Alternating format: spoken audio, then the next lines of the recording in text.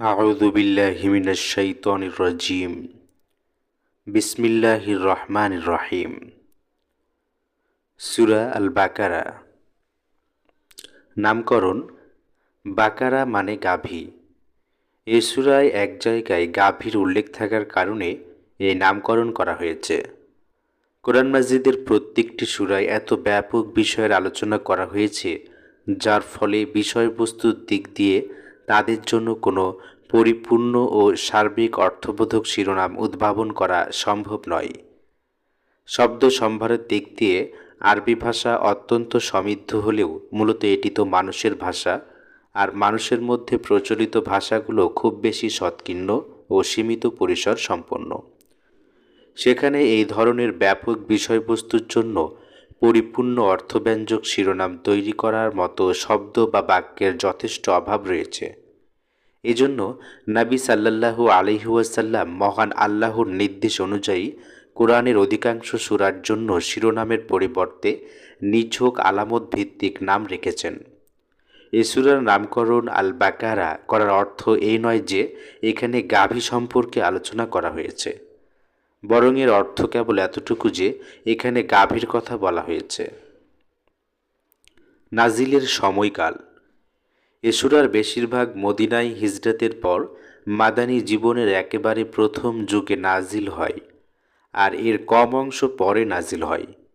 বিষয়বস্তুর সাথে সামঞ্জস্য ও সাদৃশ্যের কারণে এগুলোকে প্রথমোক্ত অংশের সাথে সংযুক্ত করা হয়েছে। এমনকি সুদ নিষিদ্ধকরণ সম্পর্কিত যে আয়াতগুলো নবী করিম সাল্লাল্লাহু আলাইহি ওয়াসাল্লামের জীবনের একেবারে শেষ পর্যায়ে নাজিল হয়, সেগুলোও এখানে সংযোজিত করা হয়েছে। যে আয়াতগুলো দিয়ে সূরাটি শেষ করা হয়েছে সেগুলো হিজরাতের আগে মক্কায় নাজিল হয়, কিন্তু বিষয়বস্তুর সাথে সামঞ্জস্যের কারণে সেগুলোকেও এই সূরার সাথে সংযুক্ত করা হয়েছে। নাজিলের উপলক্ষ। এ সূরাটি বুঝতে হলে প্রথমে এর ঐতিহাসিক পটভূমি ভালোভাবে বুঝে নিতে হবে। এক, হিজরতের আগে ইসলামের দাওয়াতের কাজ চলছিল কেবল মক্কায়। এ সময় পর্যন্ত সম্বোধন করা হচ্ছিল কেবলমাত্র আরবের মুশরিকদেরকে। তাদের কাছে ইসলামের বাণী ছিল সম্পূর্ণ নতুন ও অপরিচিত। এখন হিজরতের পরে ইহুদিরা সামনে এসে গেল। তাদের জনবসতিগুলো ছিল মদিনার সাথে একেবারে লাগানো।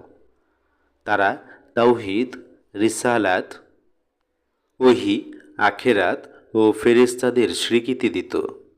আল্লাহর পক্ষ থেকে তাদের নবী মূসা আলাইহিস সালামের ওপর যে শরিয়াতি বিধান নাজিল হয়েছিল তারও স্বীকৃতি দিত।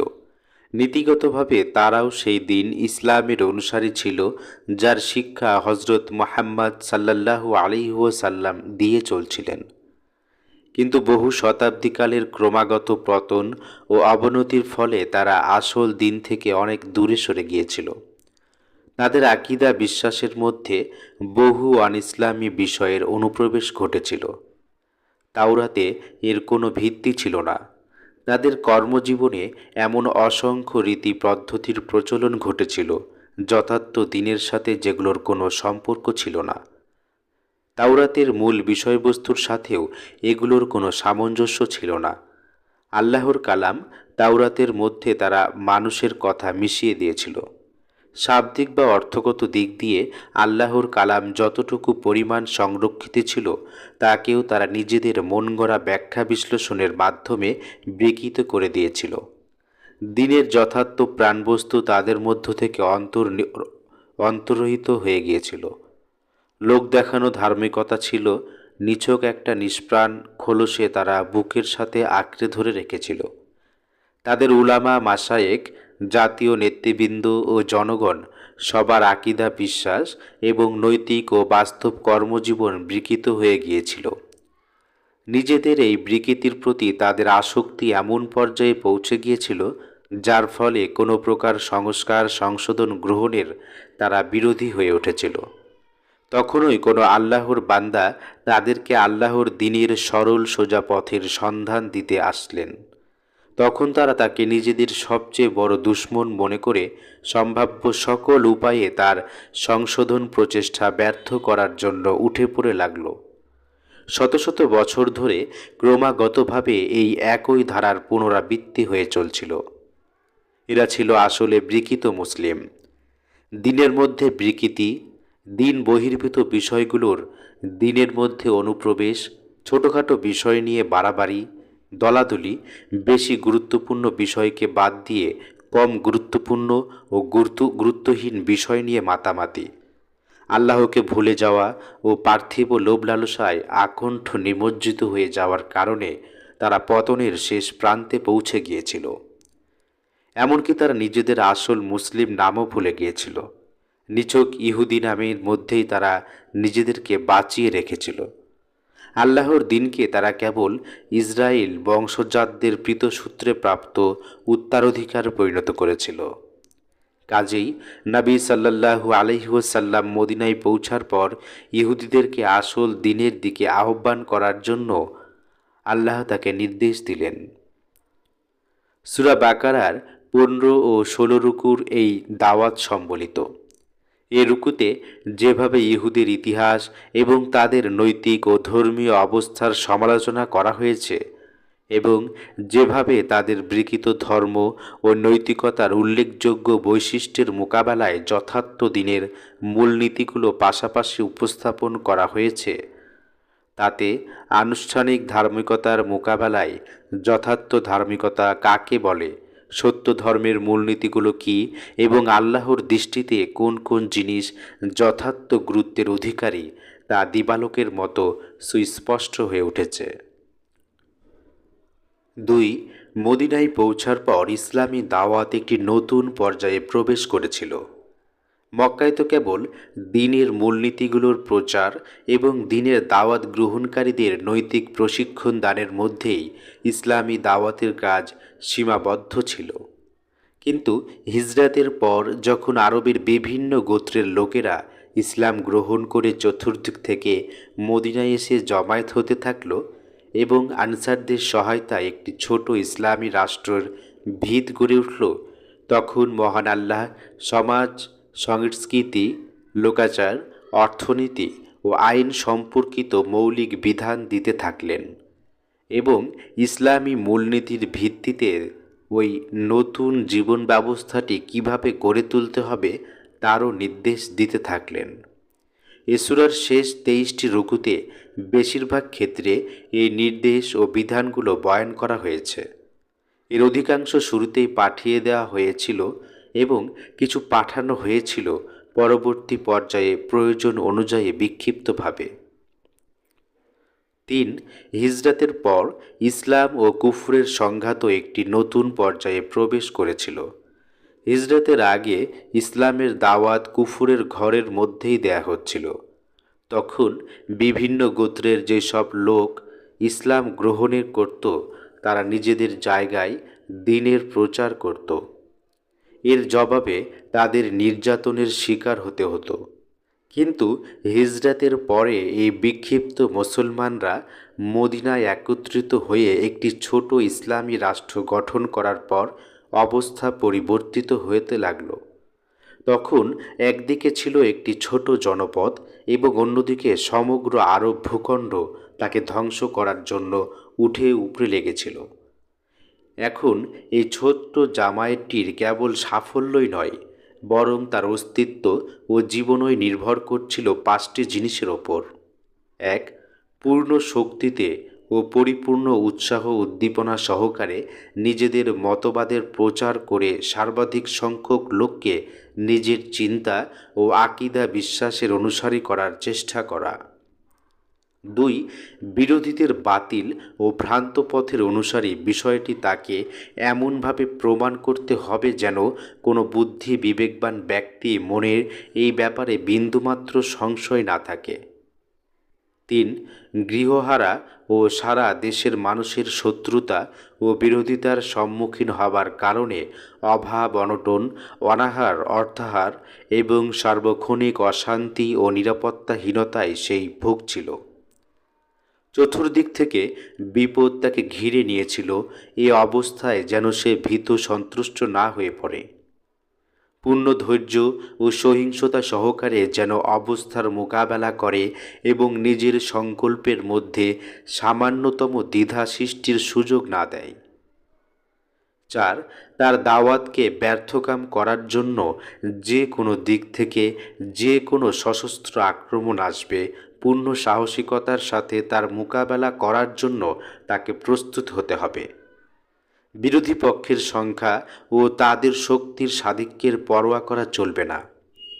5, তার মধ্যে এমন সুদৃঢ় হিম্মত সৃষ্টি করতে হবে যার ফলে আরবের লোকেরা ইসলাম যে নতুন ব্যবস্থা কায়েম করতে চায় তাকে আপসে গ্রহণ করতে না চাইলে বল প্রয়োগে জাহিলিয়াতের বাতিল ব্যবস্থাকে মিটিয়ে দিতে সে একটুও ইতস্তত করবে না। এ সূরায় আল্লাহ এই 5টি বিষয়ের প্রাথমিক নির্দেশনা দিয়েছেন। 4, ইসলামী দাওয়াতের এই পর্যায়ে একটি নতুন গোষ্ঠীও আত্মপ্রকাশ শুরু করেছিল। এটি ছিল মুনাফিক গোষ্ঠী।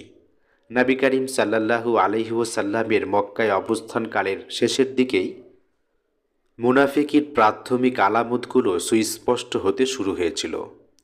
তবুও সেখানে কেবল এমন ধরনের মুনাফিক পাওয়া যেত যারা ইসলামের সত্যতা স্বীকার করত এবং নিজেদের ঈমানের ঘোষণাও দিত, কিন্তু এই সত্যের খাতিরে নিজেদের স্বার্থ বিকিয়ে দিতে, নিজেদের পার্থিব সম্পর্কচ্ছেদ করতে এবং এই সত্য মতবাদটিকে গ্রহণ করার সাথে সাথেই যে সমস্ত বিপদ আপদ, যন্ত্রণা, লাঞ্ছনা ও নিপীড়ন নির্যাতন নেমে আসতে থাকত তা মাথা পেতে নিতে তারা প্রস্তুত ছিল না। মদিনায় আসার পর এই ধরনের মুনাফিকদের ছাড়াও আরও কয়েক ধরনের মুনাফিক ইসলামী দলে দেখা যেতে লাগলো। মুনাফিকদের একটি গোষ্ঠী ছিল ইসলামকে চূড়ান্তভাবে অস্বীকারকারী। তারা নিছক ফিতনা সৃষ্টি করার জন্য মুসলমানদের দলে প্রবেশ করত।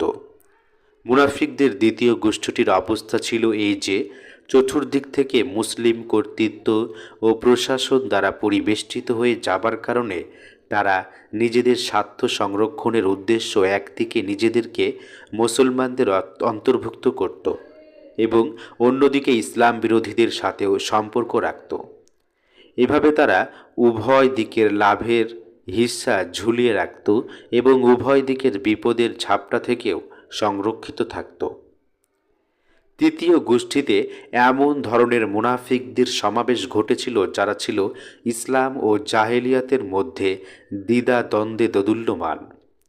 ইসলামের সত্যতার ব্যাপারে তারা পূর্ণ নিশ্চিন্ত ছিল না, কিন্তু যেহেতু তাদের গোত্রের বা বংশের বেশিরভাগ লোক মুসলমান হয়ে গিয়েছিল তাই তারাও মুসলমান হয়ে গিয়েছিল। মুনাফিকদের চতুর্থ গোষ্ঠীতে এমন সব লোকের সমাবেশ ঘটেছিল যারা ইসলামকে সত্য বলে স্বীকার করে নিয়েছিল, কিন্তু জাহেলিয়াতের আচার আচরণ, কুসংস্কার ও বিশ্বাসগুলো ত্যাগ করতে, নৈতিক বাধ্যবাধকতার শৃঙ্খল গলায় পরে নিতে এবং দায়িত্ব ও কর্তব্যের বোঝা বহন করতে তাদের মন চাইত না। সূরা বাকারা নাজিলের সময় সবেমাত্র এইসব বিভিন্ন ধরনের মুনাফিক গোষ্ঠীর আত্মপ্রকাশ শুরু হয়েছিল। তাই মহান আল্লাহ এখানে তাদের প্রতি সংক্ষিপ্ত ইঙ্গিত করেছেন মাত্র। পরবর্তীকালে তাদের চরিত্র ও গতি প্রকৃতি যতই সুস্পষ্ট হতে লাগল, ততই বিস্তারিতভাবে আল্লাহ তাআলা বিভিন্ন মুনাফিক গোষ্ঠীর প্রকৃতি অনুযায়ী পরবর্তী সূরাগুলোই তাদের সম্পর্কে আলাদা আলাদাভাবে নির্দেশ দিয়েছেন। সূরা আল বাকারা মাদানী, আয়াত 286, রুকু 40। বিসমিল্লাহির রহমানির রহিম। পরম করুণাময় মেহেরবান আল্লাহর নামে। আলিফ লাম মিম। যালিকাল কিতাবু লা রাইবা ফীহি হুদাল লিল মুত্তাকিন আল্লাযীনা ইউমিনুনা বিল গায়বি ওয়া ইউকিমুনাস সালাতা ওয়া মিম্মা রাযাকনাহুম ইউনফিকুন। আলিফ লাম মিম। এটি আল্লাহর কিতাব, এর মধ্যে কোনো সন্দেহ নেই। এটি হিদায়াত সেই মুত্তাকিদের জন্য যারা অদৃশ্যে বিশ্বাস করে, নামাজ কায়েম করে এবং যে রিজিক আমি তাদেরকে দিয়েছি তা থেকে খরচ করে। ব্যাখ্যা। 1 নম্বর টিকা আলিফ লাম মিম। এগুলো বিচ্ছিন্ন হরফ। কোরআন মাজিদের কোনো কোনো সূরার শুরুতে এগুলো দেখা যায়। কোরআন মাজিদ নাজিলের যুগে সমকালীন আরবি সাহিত্য এর ব্যবহার ছিল। বক্তার বক্তব্য প্রকাশের ক্ষেত্রে সাধারণত এর ব্যবহার প্রচলিত ছিল। বক্তা ও কবি উভয় গোষ্ঠী এই পদ্ধতির আশ্রয় নিতেন। বর্তমান জাহিলি যুগের কবিতায় যেসব নমুনা সংরক্ষিত আছে তার মধ্যেও এর প্রমাণ পাওয়া যায়। সাধারণভাবে ব্যবহারের কারণে এই বিচ্ছিন্ন হরফগুলো কোনো ধাঁধা হিসেবে চিহ্নিত হয়নি। এগুলো এমন ছিল না যে কেবল বক্তাই এগুলোর অর্থ বুঝত, বরং শ্রোতারাও এর অর্থ বুঝতে পারত। এ কারণে দেখা যায় নবী সাল্লাল্লাহু আলাইহি ওয়াসাল্লামের সমকালীন বিরোধীদের একজনও এর বিরুদ্ধে আপত্তি জানায়নি। তাদের একজনও একথা বলেনি যে বিভিন্ন সূরার শুরুতে আপনি যে কাটা কাটা হরফগুলো বলে যাচ্ছেন এগুলো কি। এই কারণেই সাহাবায়ে কেরাম ও নবী সাল্লাল্লাহু আলাইহি ওয়াসাল্লামের কাছেও এগুলোর অর্থ জানতে চেয়েছেন, এই মর্মে কোনো হাদিসও উদ্ধৃত হতে দেখা যায়নি। পরবর্তীকালে আরবি ভাষায় এই বর্ণনা পদ্ধতি পরিত্যক্ত হতে চলেছে। ফলে কোরআন ব্যাখ্যাকারীদের জন্য এগুলোর অর্থ নির্ণয় করা কঠিন হয়ে পড়ে। তবে একথা সুস্পষ্ট যে কোরআন থেকে হিদায়াত লাভ করা এই শব্দগুলোর অর্থ বোঝার উপর নির্ভরশীল নয়, অথবা এই হরফগুলো মানে না বুঝলে কোনো ব্যক্তির সরল সোজা পথ লাভের মধ্যে গলদ থেকে যাবে এমন কোনো কথাও নেই। কাজেই একজন সাধারণ পাঠকের জন্য এর অর্থ অনুসন্ধানে ব্যাকুল হওয়ার কোনো প্রয়োজন নেই। 2 নং টিকা এটি আল্লাহর কিতাব, এর মধ্যে কোনো সন্দেহ নেই। এর একটা সরল অর্থ এভাবে করা যায়, নিঃসন্দেহে এটা আল্লাহর কিতাব। কিন্তু এর একটা অর্থ এও হতে পারে যে এটা এমন একটা কিতাব যাতে সন্দেহের কোনো লেশ নেই। দুনিয়ায় যতগুলো গ্রন্থে অতিপ্রাকৃত এবং মানুষের বুদ্ধি জ্ঞান বহির্ভূত বিষয়াবলী নিয়ে আলোচনা করা হয়েছে সেগুলো সবই কল্পনা, ধারণা ও আন্দাজ অনুমানের ভিত্তিতে লিখিত হয়েছে। তাই এই গ্রন্থগুলোর লেখকরাও নিজেদের রচনাবলীর নির্ভুলতা সম্পর্কে যতই প্রত্যয় প্রকাশ করুক না কেন তাদের নির্ভুলতা সন্দেহমুক্ত হতে পারে না। কিন্তু এ কোরআন মাজিদ এমন একটি গ্রন্থ যা আগাগোড়া নির্ভুল সত্য জ্ঞানে সমৃদ্ধ। এর রচয়িতা হচ্ছেন এমন এক মহান সত্তা যিনি সমস্ত তত্ত্ব ও সত্যের জ্ঞান রাখেন। কাজেই এর মধ্যে সন্দেহের কোনো অবকাশ নেই। মানুষ নিজের অজ্ঞতার কারণে এর মধ্যে সন্দেহ পোষণ করলে সেটা অবশ্য সম্পূর্ণ স্বতন্ত্র কথা এবং সেজন্য এই কিতাব দায়ী নয়। 3 নম্বর টিকা এটি হিদায়াত সেই মুত্তাকিদের জন্য, অর্থাৎ এটি একেবারে একটি হিদায়াত ও পথ নির্দেশনার গ্রন্থ। কিন্তু এর থেকে লাভবান হতে চাইলে মানুষের মধ্যে কয়েকটি মৌলিক গুণ থাকতে হবে। এর মধ্যে সর্বপ্রথম যে গুণটির প্রয়োজন সেটি হচ্ছে তাকে মুত্তাকি হতে হবে। ভালো ও মন্দের মধ্যে পার্থক্য করার ক্ষমতা তার মধ্যে থাকতে হবে। তার মধ্যে মন্দ থেকে নিষ্কৃতি পাওয়ার ও ভালোকে গ্রহণ করার আকাঙ্ক্ষা এবং এই আকাঙ্ক্ষাকে বাস্তবায়িত করার ইচ্ছা থাকতে হবে। তবে যারা দুনিয়ায় পশুর মতো জীবনযাপন করে, নিজেদের কৃতকর্ম সঠিক কিনা সেই ব্যাপারে কখনো চিন্তা করে না, সেদিকে সবাই চলছে বা যেদিকে প্রবৃত্তি তাকে ঠেলে নিয়ে যাচ্ছে, অথবা যেদিকে মন চায় সেদিকে চলতে যারা অভ্যস্ত তাদের জন্য কোরআন মাজিদ কোনো নির্দেশনা নেই। 4 নম্বর টিকা যারা অদৃশ্যে বিশ্বাস করে। কোরআন থেকে লাভবান হওয়ার জন্য এটি হচ্ছে দ্বিতীয় শর্ত। গায়েব বা অদৃশ্য বলতে এমন গভীর সত্যের প্রতি ইঙ্গিত করা হয়েছে যা মানুষের ইন্দ্রিয়াতীত এবং কখনো সরাসরি সাধারণ মানুষের প্রত্যক্ষ জ্ঞান ও অভিজ্ঞতায় ধরা পড়ে না। যেমন আল্লাহর সত্তা ও গুণাবলী, ফেরেশতা, ওহী, জান্নাত, জাহান্নাম ইত্যাদি। এই গভীর সত্যগুলোকে না দেখে মেনে নেয়া এবং নাবী এগুলোর খবর দিয়েছেন বলে তার খবরের সত্যতার প্রতি আস্থা রেখে এগুলোকে মেনে নেয়াই হচ্ছে ঈমান বিল গায়েব বা অদৃশ্যে বিশ্বাস।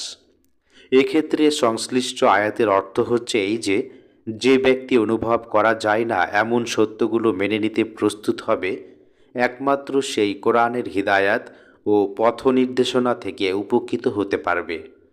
আর যে ব্যক্তি মেনে নেয়ার জন্য দেখার, ঘ্রাণ নেয়ার ও আস্বাদন করার শর্ত আরোপ করে এবং যে ব্যক্তি বলে আমি এমন কোনো জিনিস মেনে নিতে পারি না যা পরিমাণ করা ও ওজন করা যায় না, সে এই কিতাব থেকে হিদায়াত ও পথ নির্দেশনা লাভ করতে পারবে না।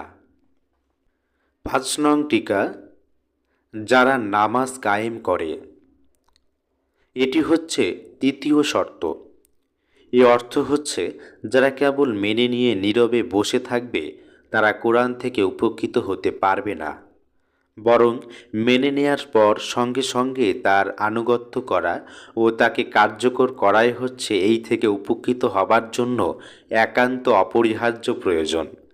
আর বাস্তব আনুগত্যের প্রধান ও স্থায়ী আলামত হচ্ছে নামাজ। ঈমান আনার পর কয়েক ঘন্টা অতিবাহিত হতে না হতেই মুয়াজ্জিন নামাজের জন্য আহ্বান জানায়, আর ঈমানের দাবিদার ব্যক্তি বাস্তবে আনুগত্য করতে প্রস্তুত কিনা তার ফায়সালা তখনই হয়ে যায়। এ মুয়াজ্জিন আবার প্রতিদিন ৫ বার আহ্বান জানাতে থাকে। যখন এ ব্যক্তি তার আহ্বানে সাড়া না দেয় তখন প্রকাশ হয়ে পড়ে যে ঈমানের দাবিদার ব্যক্তি এবার আনুগত্য থেকে বের হয়ে এসেছে। কাজেই নামাজ ত্যাগ করা আসলে আনুগত্য ত্যাগ করারই নামান্তর। বলা বাহুল্য, কোনো ব্যক্তি যখন কারোর নির্দেশ মেনে চলতে প্রস্তুত থাকে না, তখন তাকে নির্দেশ দেয়া আর না দেয়া সমান। ইকামাতে সালাত বা নামাজ কায়েম করা একটি ব্যাপক ও পূর্ণ অর্থবোধক পরিভাষা। এ কথাটি অবশ্যই জেনে রাখা প্রয়োজন। এর অর্থ কেবল নিয়মিত নামাজ পড়া নয়, বরং সামষ্টিকভাবে নামাজের ব্যবস্থাপনা প্রতিষ্ঠিত করাও এর অন্তর্ভুক্ত। যদি কোনো লোকালয়ে ব্যক্তিগতভাবে প্রত্যেক ব্যক্তি নিয়মিতভাবে নামাজ পড়ে থাকে কিন্তু জামায়াতের সাথে এই ফরজটি আদায় করার ব্যবস্থা না থাকে, তাহলে সেখানে নামাজ কায়েম আছে এ কথা বলা যাবে না। ৬ নং টিকা, যে রিজিক আমি দিয়েছি তা থেকে খরচ করে। কোরআনের হিদায়াত লাভ করার জন্য এটি হচ্ছে চতুর্থ শর্ত। সৎকীর্ণ মনা ও অর্থলোলুপ না হয়ে মানুষকে হতে হবে আল্লাহ ও তার বান্দার অধিকারী আদায়কারী। তার সম্পদে আল্লাহ ও বান্দার যে অধিকার স্বীকৃত হয়েছে তাকে তা আদায় করার জন্য প্রস্তুত থাকতে হবে। যে বিষয়ের উপর সে ঈমান এনেছে তার জন্য অর্থনৈতিক ত্যাগ স্বীকার করার ব্যাপারে সে কোনো রকম ইতস্তত করতে পারবে না। ওয়াল্লাযীনা ইউমিনুনা বিমা উনজিলা ইলাইকা ওয়া মা উনজিলা মিন ক্বাবলিক ওয়া বিল আখিরাতি হুম ইউকিনুন উলাইকা আলা হুদাম মির রাব্বিহিম ওয়া উলাইকা হুমুল মুফলিহুন। আর যে কিতাব তোমাদের উপর নাজিল করা হয়েছে অর্থাৎ কুরআন, এবং তোমার আগে যেসব কিতাব নাজিল করা হয়েছিল সেই সবগুলোর উপর ঈমান আনে আর আখিরাতের উপর ইয়াকিন রাখে, এই ধরনের লোকেরা তাদের রবের পক্ষ থেকে সরল সত্য পথের উপর প্রতিষ্ঠিত এবং তারা কল্যাণ লাভের অধিকারী। ৭ নং টিকা, আর যে কিতাব তোমার উপর নাজিল করা হয়েছে এবং তোমার আগে যেসব কিতাব নাজিল করা হয়েছিল সে সবগুলোর উপর ঈমান আনে। এটি হচ্ছে পঞ্চম শর্ত।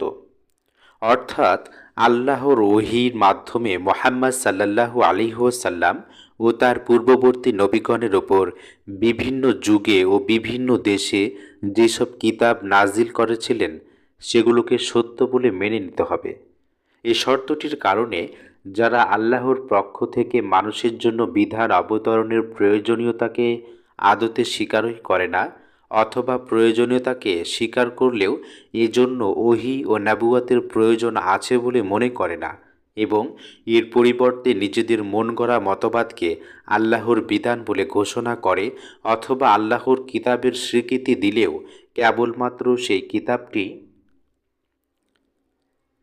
বা কিতাবগুলোর উপর ঈমান আনে যেগুলোকে তাদের বাপদাদারা মেনে আসছে, আর এই উৎস থেকে উচ্চারিত অন্যান্য বিধানগুলোকে অস্বীকার করে, তাদের সবার জন্য কোরআনের হিদায়াতের দুয়ার রুদ্ধ।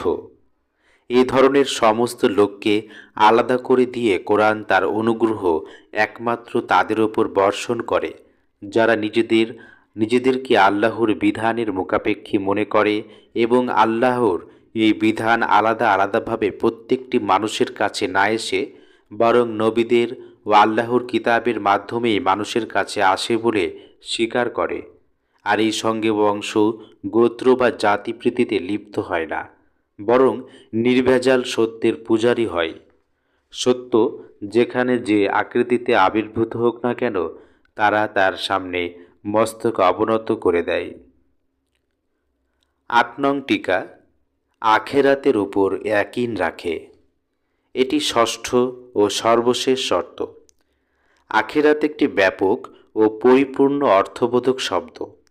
আকিদা বিশ্বাসের বিভিন্ন উপাদানের সমষ্টির ভিত্তিতে এই আখেরাতের ভাবধারা গড়ে উঠেছে। বিশ্বাসের নিম্নোক্ত উপাদানগুলো এর অন্তর্ভুক্ত। ১. এ দুনিয়ায় মানুষ কোনো দায়িত্বহীন জীব নয়, বরং নিজের সমস্ত কাজের জন্য তাকে আল্লাহর সামনে জবাবদিহি করতে হবে। ২.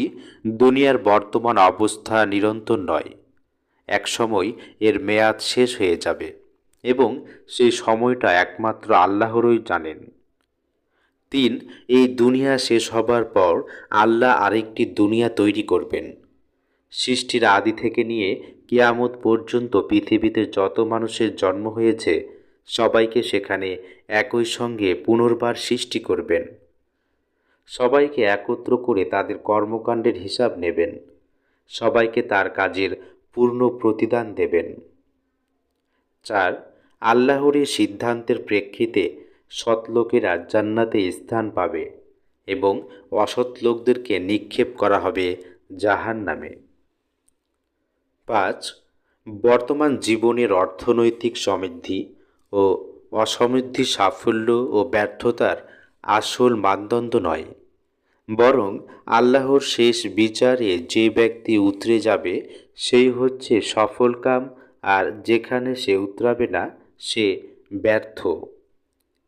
এই সমগ্র আকিদা বিশ্বাসগুলোকে যারা মনে প্রাণে গ্রহণ করতে পারেনি, তারা কোরআন থেকে কোনো ক্রমেই উপকৃত হতে পারবে না, কারণ এই বিষয়গুলো অস্বীকার করা তো দূরের কথা, এগুলো সম্পর্কে কারো মনে যদি সামান্যতম দ্বিধা ও সন্দেহ থেকে থাকে, তাহলে মানুষের জীবনের জন্য কোরআন যে পথ নির্দেশ করেছে সেই পথে তারা চলতে পারবে না।